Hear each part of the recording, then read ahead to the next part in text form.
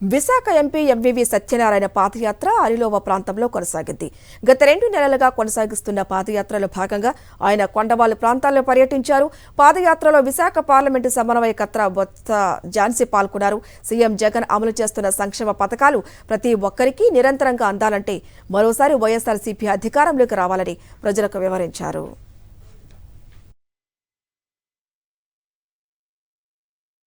ఒక బిల్డర్గా కాదు, ఏది పిలిస్తే పలికే వ్యక్తిగా అందరికీ సహాయ సహకారాలు అందిస్తూ మరి ఎంవివి గారు ఎంతో మరి అందరికి అందుబాటులో ఉండే వ్యక్తిగా వారు సుపరిచితులు.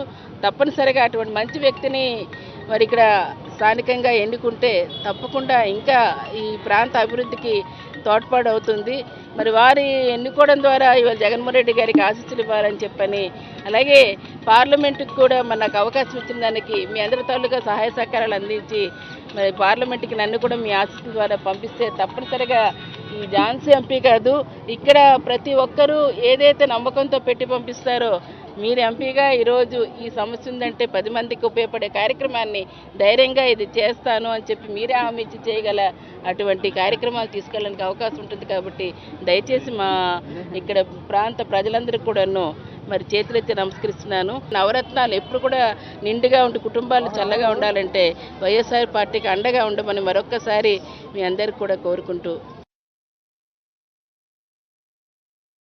ఈ ప్రచారం చాలా సంతోషంగా జరుగుతూ ఉంది.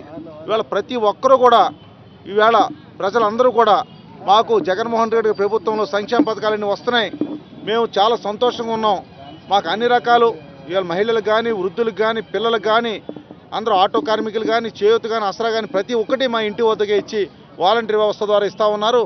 ఎవరు కూడా ఒక అవినీతి లేకుండా రూపాయి కరప్షన్ లేకుండా మాకు డబ్బులు అందుతున్నాయి. ఈరోజు మేము సంతోషంగా ఉన్నాం. మా ఇంటి వద్దకే రేషన్ కూడా పంపిస్తా ఉన్నారు చెప్తా ఉంటే మాకు చాలా ఆనందంగా ఉంది.